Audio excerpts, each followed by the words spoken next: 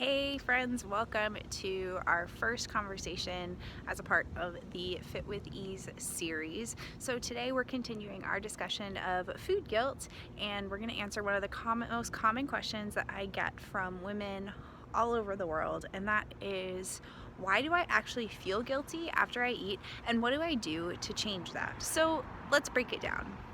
One of the main reasons that we tend to feel guilty about the food that we eat is that we assign morality to food.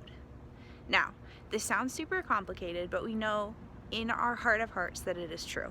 How many times have you said to yourself that you are good because you eat a salad, or bad because you've had a burger? How many times do we reach for guilt-free options in supermarkets because they're marketed as guilt-free? We have this idea that certain foods are good and certain foods are bad, so when we ingest them, we therefore become good or bad. This idea and this concept of assigning morality to food makes it really, really hard to overcome feelings of food guilt because they're so pervasive in our culture. So, how can you stop it?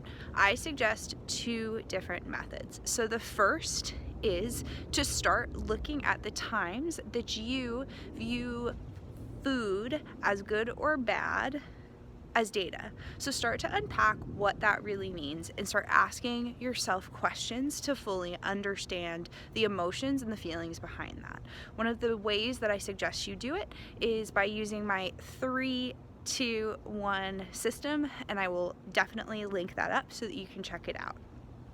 The second thing that I want you to start doing when you feel food guilt is to really, really take a step back and try to understand for yourself if this feeling is coming from a place that has nothing to do with nutrition.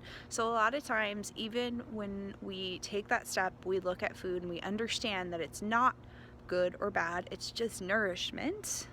We need to unpack the emotional being of why we're feeling the way that we are. So sometimes food guilt is associated with a lot of anxiety or depression. You really want to understand your feelings and how they're playing into it.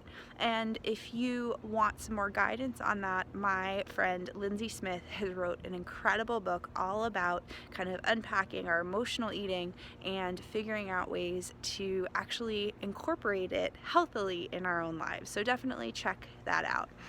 If you have questions that you want to talk about as part of Fit with Ease, definitely shoot me a DM or comment so that we can talk through it.